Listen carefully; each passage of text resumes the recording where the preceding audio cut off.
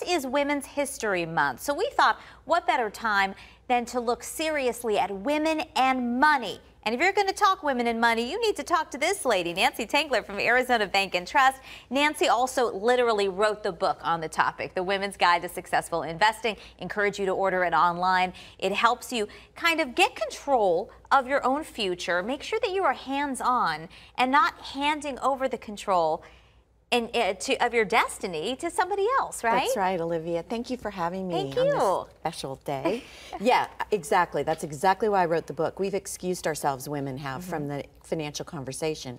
We live longer, and therefore we're going to need more money. So we need to engage and we need to pay attention. Okay, so where do you begin? I know you've kind of outlined what you should be thinking about in your 20s, 30s, 40s. We know a lot of women leave the workforce, so they sort of rescind their financial power, I guess, right? Right, totally. I did. I left in my 40s so I could be home and yell at my children in person when they were in high text school. Messages. Yeah, it was much more effective. And so I did the same thing. You know, my IRA contribution, my 401 contribution just went on hold, and I wasn't even paying attention. And that's when I began to realize how important the book was, because I met a whole bunch of women like me who had much better educational qualifications and had just checked out of the workforce and therefore had really no credit and no investment portfolio.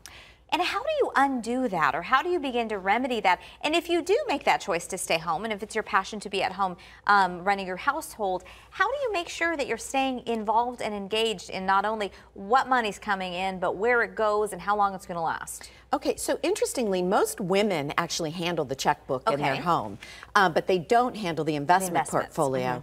And so I would just encourage them to look around, look at the things that your kids are interested in, the products you love.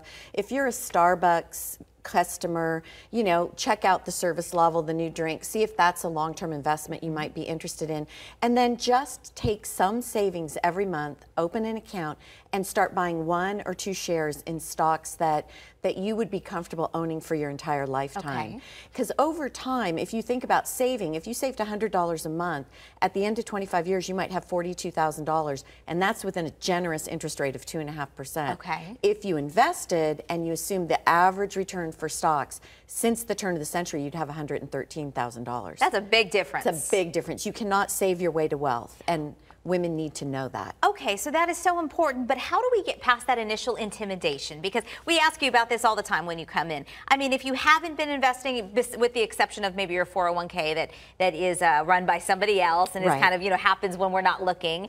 If we want to start picking those brands and start putting a little bit of money in, I mean, is it as easy as going online with a credible outlet? Charles Schwab, TD Ameritrade. I don't know much about Scottrade, but I know they're credible. You open an account. Most will let you open with 0. And then you just contribute when you can contribute. And you can still buy mutual funds and have somebody else make the decisions for you through a brokerage account.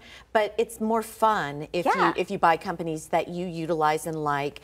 Apple, if your kids are iPad users, just things that you know are going to be around in 20 years. And then companies that pay a dividend, because the compounding and the growth of that dividend is enormous. It's an enormous contributor to total return. How strongly would you encourage women who are sitting at home listening to this conversation to ask maybe some uncomfortable questions of their spouse if they haven't been talking about money long term? Oh, I need to look in the camera. Yes, please do. You must know everything, because if you don't, and there's some untimely event, you are going to have a very difficult time with an advisor who doesn't respect you. I teach courses to women, and a number of women have come up to me in tears saying, now I have the language so that my investment advisor respects me and will take me seriously, because fees are the biggest eroder of total return, and most people are paying fees in ways they didn't even understand. So you need to know where everything is. You need to know why your husband, if it's not you, has invested the money as he's invested it, and you need to pay attention every single month. Order the book, use it as your guide. And Nancy, thank you so much. We appreciate you, your guidance every time we get to see you. Let's check